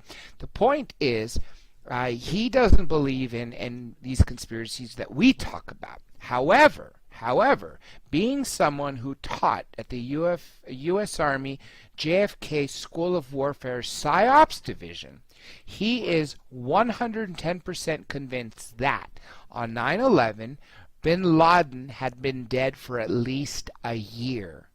Do you think that has any merit to that? Because he was very sincere with when he was speaking about that and very passionate about that. I honestly don't know that. I mean, and I have no one that I've spoken to that could confirm that. Yeah. So I honestly do not know. Okay. Well, that question, so for you listener out there who got that, I hope that was insufficient for you, but we got it for you. Nonetheless, we got several more, Dr. Greer. We might end up going over a couple if that's okay with you. Let's go to 951. Where are you calling from? What's your name? I'm calling from SoCal, Dr. J. This is Dan. Dan. Dan, you go by @DonDanel, right? @DonDanel. That's right. I'm going to actually let you ask the question that that I had here written from you. Go ahead and ask that. Whatever else you want to ask to Dr. Greer. Well, I actually had another question, but I'd love to get your take on the what is your thought about the ELF waves and brain waves and the smart technology using these ELF waves?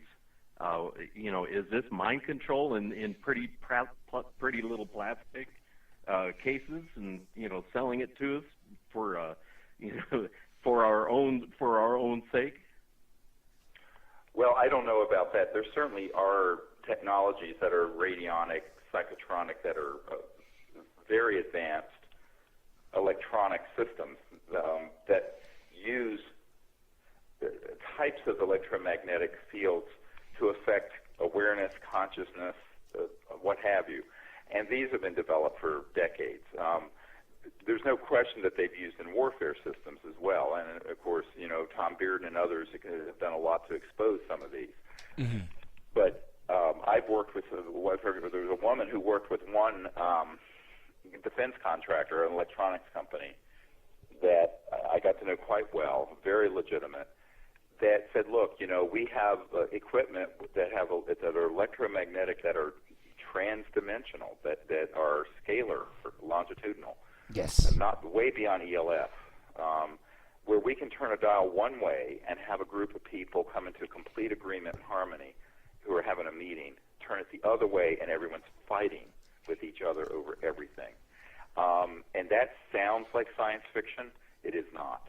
So I don't know. I mean, people will take this kind of thing and then extrapolate it to every electronic device you have. I honestly can't. That's a bridge too far. But are there classified projects and technologies that have this effect on awareness, on mind, on thought, that is in the electromagnetic spectrum? Yes, and this has been around for more than 50 years, certainly more than 50 years, and has gone through various stages of refinement. And these sort of electronic warfare systems are used very actively on this issue for not only disinformation, but also disrupting efforts. So this gets into this whole question of, if you're going to be an ambassador of these civilizations, you need to transcend all that nonsense. How do you do that? By the fine mastery of your own conscious mind and thought. So that you can do, because whatever these technologies are, they're nowhere near as powerful as what is inside each of us. Your own brain. Exactly. Well, not your brain. Your own mind and higher consciousness, which the brain is only an outward manifestation of. So, again, primacy belongs to consciousness, not the other, not to the 3D. I absolutely agree. Now, so if you understand that, then you can kind of subvert or transcend the effect of any of these things. But I will tell you that Werner von Braun, who of course invented the V-2 rocket for Adolf Hitler, before he died, he not only talked about the false flag staging of a threat from outer space, which he said was an and the terrorists, because you worked with Carol Ross and she worked with von Braun. Yes, and what's interesting, we came out with all that information before 9/11. That's right. That's right. And so that was very well known, and that's in the historic public record.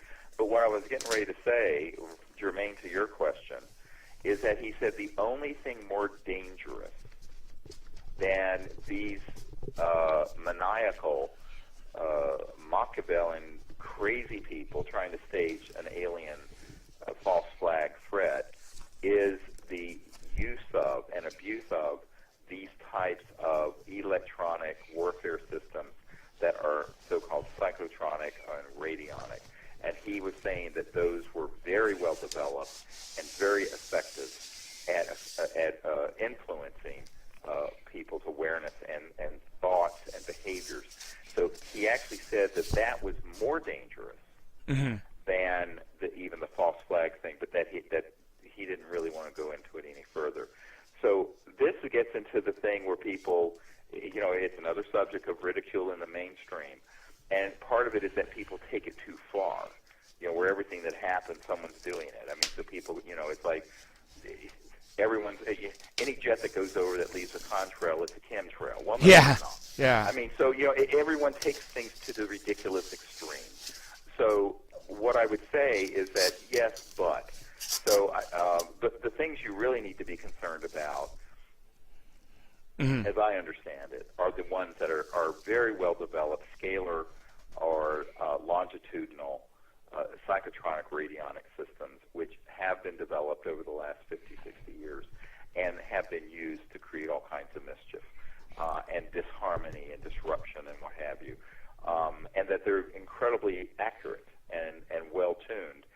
When I learned in the 1990s that this particular one person who had been in a company that was tasked with targeting different people and groups to create disharmony or disruption or to influence them, the level of precision that they had was astonishing to me. And this was even though I had met with people at the CIA and also the National Security Agency who had told me a great deal about this.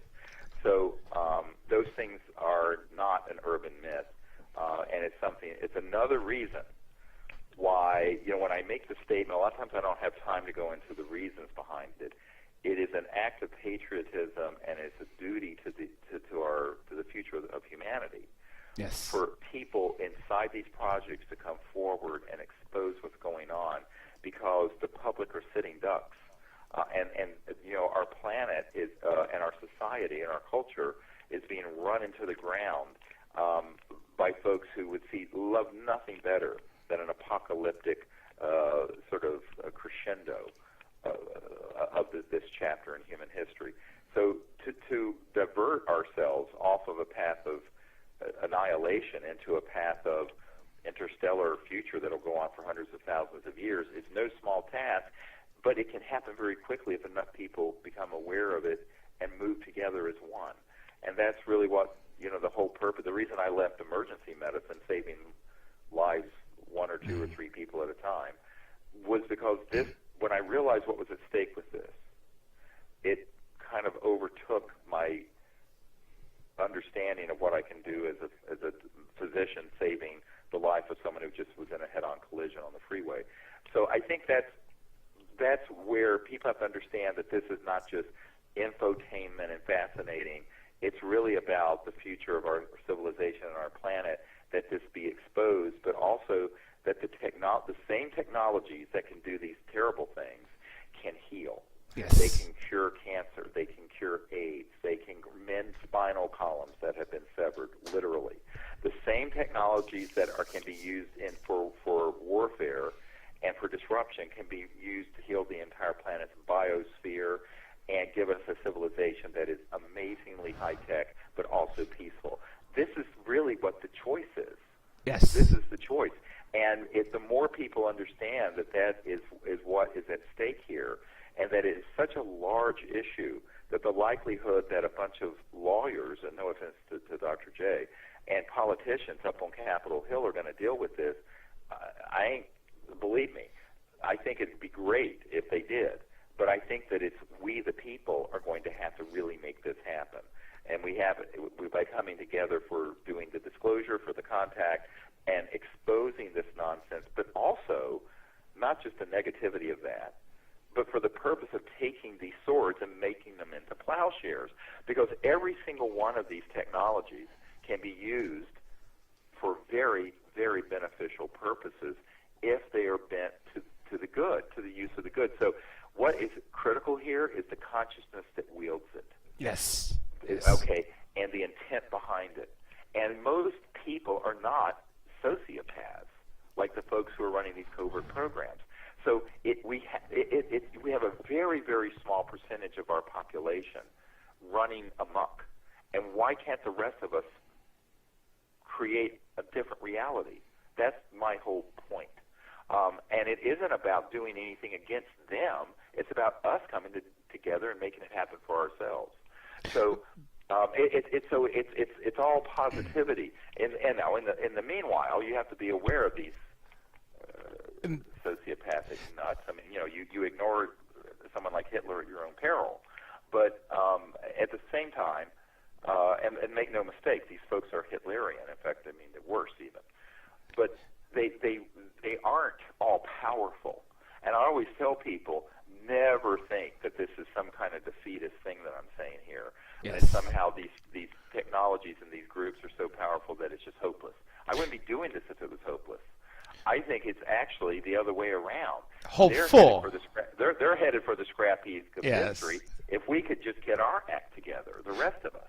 I want to get as much of these questions in, Dr. Greer. So, Dan the man, yeah, thank you so much. I just wanted to get your take on our newest neighbor, our 10th planet, that's Right. 10 times the size of Earth, and what a people would look like that comes from there.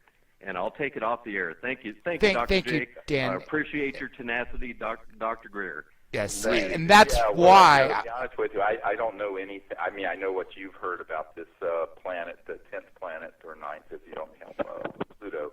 But, it's so far out there, and it's so cold, it's unlikely to host life as we know it. Now, with that said, it certainly could be an outpost of advanced civilizations that can control their own environment. And I've pointed this out about even Mars, where people say, oh, it's too cold now, it's moved out of the Goldilocks zone, but which may be true. But it doesn't mean that there aren't resources there. And in fact, the head of Army Intelligence in the 1990s said that they had detected underneath the surface of Mars operational extraterrestrial facilities. And of course, there are very ancient structures there. So who knows what's on that planet way out there, billions of miles away. Let me get some of this as much as I can. And we have 2 callers, and then we have some written questions. So briefly, I know this area code because I have a family member who lives near the Air Force Academy. So 719, am I right? Are you calling? You're there? That's me here in snowy Colorado Springs. What's your name again? This is Kevin. That's right, Kevin. It's a pleasure to have you. Sorry to push so much time pressure on you. I just want to get as much as we can before time is out. You have any questions or comments you'd like to ask? Yeah, and I'm sorry this is so basic a question, Dr. Greer, but why do I need to meditate in order to contact with the ETs? And I'm not asking this derisively. I'm wanting your take on, because I hear you with the consciousness, and I've worked a lot on. Well, let me make a comment. People can have contact without learning the meditation protocols, but if you want to do it on a regular basis, you need to understand at least the paradigm that an interstellar civilization would be operating within, which is increasingly, and I'm going to make a prediction here, the big sciences of the next 1,000 years will be in the realm of the sciences related to consciousness and mind and the technologies that interface with them. So if you don't have an understanding of that and can't experience it, it's going to be very limited in how you can experience and understand these interstellar civilizations that are in the order of hundreds of thousands to millions of years more developed than we are. Remember, all the other technologies we've been talking about, zero-point energy, electromagnetic systems, so-called gravity control, those have all been on the planet and fully developed and operational within classified projects since before I was born, and I'm no spring chicken. So the real issue becomes, you can certainly make contact or have a contact experience without learning meditation of these technologies. But if you want to be able to have an ongoing capability to be to communicate and be an ambassador from our civilization to their people, you at least have to understand consciousness, the structure of consciousness, how it is utilized, how it interfaces with communication systems that are interstellar, because they may have a thing that looks like a black iPhone, but they're thinking to it and turning it on. Now, even Zuckerberg of Facebook has said that he wants to study where the next level of technology would be something you think to your computer and it does what you're I'm actually really glad you brought that up, because this is actually becoming more and more mainstream by people like Dr. Radin and others, and Dr. John at Princeton. And a lot of people think that, well, you have to have this ability in order to have any contact. That's not what I'm saying. I'm saying that it greatly increases the yield and the likelihood of ongoing development of contact with these civilizations if you can experience and understand what consciousness is and how it operates and all these very important sciences that are related to consciousness. Now, certainly there are people who have had contact who have very little, if any, knowledge of that. But in terms of reproducibility and ongoing capability, it's very important to understand it. And besides which, it's very efficacious. It not only works, but it's also beneficial to you, because being able to enter into that state of consciousness not only enhances your life, lowers your blood pressure. I mean, there have been all these studies medically, but it also helps you in your day-to-day living. I can't tell you how many patients I had that came into the ER that I just had a deep, conscious, intuitive, and I could see the brain tumor, even though they had no symptoms. Well, going back to what what I tell people, and you talk to the best pilots who are in the Air Force, there's a very high component of consciousness, intuitiveness, even precognition of what's around the corridor. It's over-the-horizon sensing in this sort of sixth sense. And it's been studied by the military.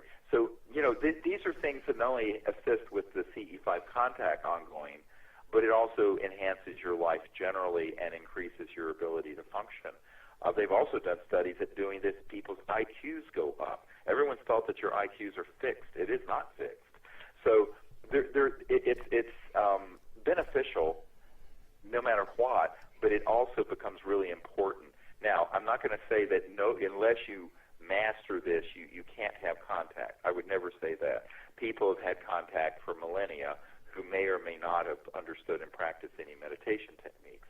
However, if you want it to be really effective, and particularly with a group of people, where you want to go from one person having an idiosyncratic one-off experience to a group of people being a team to make contact, be that level of coherence. It greatly assists the contact potentiation. Let me say this to you real quick, Dr. Greer. Thank you so much for calling, Kevin. I wish we had more time.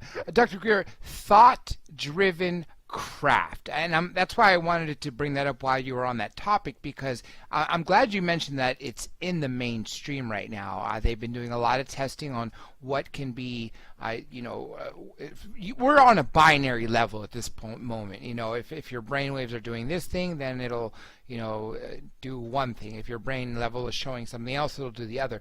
But actual extraterrestrial craft, before I get to the next caller, we once talked about the fact that these are driven by thought, and hence we could actually, instead of, let's just drop the speed. Let's be very precise in our language. The guidance systems and navigation are thought interfaced. The propulsion system is more technological. Does this make sense to you? Yes. I just want to be really clear on the words. Driven by, someone might hear that and think you're talking about their propulsion system. Now, it's very well known. Everyone from Travis Walton and people who've had experiences who have been on craft have seen that there's an interface between the mind and thought and the bioelectric field of the occupants and the navigation and guidance systems. It's like, I tell people consciousness is the ultimate GPS, particularly when you're going transdimensional and across star systems and galaxies. So that gets into some, but again, it's not only consciousness. In one of the very early papers I wrote, and I recommend this, the first book that came out in the late 1990s that I wrote that had a paper that dealt with consciousness-assisted technologies and technology-assisted consciousness. So in other words, you can have consciousness that assists a technological system, but you can also have a technology that augments and assists your own awareness and thought process. So these go back and forth, and the more developed the civilization becomes, by definition, if they're interstellar, they've had to master these other dimensions, and it's the key that is the universal key to these other dimensions is the aware state, the state of a quiet, conscious field of awareness from which everything is fluxing, moving in and out of reality, in and out of manifestation. So this understanding becomes not just some philosophy, but becomes an operational technological system. And that's what people need to understand, that when you're doing this and get into this, what's called non-locality in physics, the non-local mind that's kind of in an omnipresent field, you can then not only see but tie in with your intent and thought with the communication system of an interstellar vehicle or a person that's an interstellar being. And we may be doing it just with our own innate thought abilities. They have that also, very well developed, but they also have technologies that increase its efficiency and accuracy, which classified programs have. I won't go into it, but we don't need that. We can develop our own innate ability, and they're going to pick up on it. And that's why the CD5 initiative protocols work, is that it's not just because it's some kind of philosophy that's new agey and interesting. It's an operational system that is a requirement to be interstellar. Because if you're going faster than the speed of light, you're not going to be able to use electromagnetic signals, and you begin to cross into an increasingly conscious universe. So that beyond the speed of light, you start getting into what the mystics used to call the astral fields and the fields of thought forms and archetypes that Plato talked about. This gets into very important understanding. And this is what I'm going to spend the whole weekend explaining to people up near Palm Springs at the end of the month, so that people will get a deep understanding of this, but also begin to practice it and have experiences where it begins to make sense. It takes some time, but it's something that everyone can begin to do. Dr. Greer, I wish we had more time. We have several written questions. Yeah, all you out there who have written and were patiently waiting for answers, I do apologize. Don't worry, Dr. Greer will come back. We always do our best to support in every endeavor, which is why when you go to our website, you will see the banner for the event, and you just click it, which will take you directly to SiriusDisclosure.com, SIRIUS Disclosure.com. Again, for all you people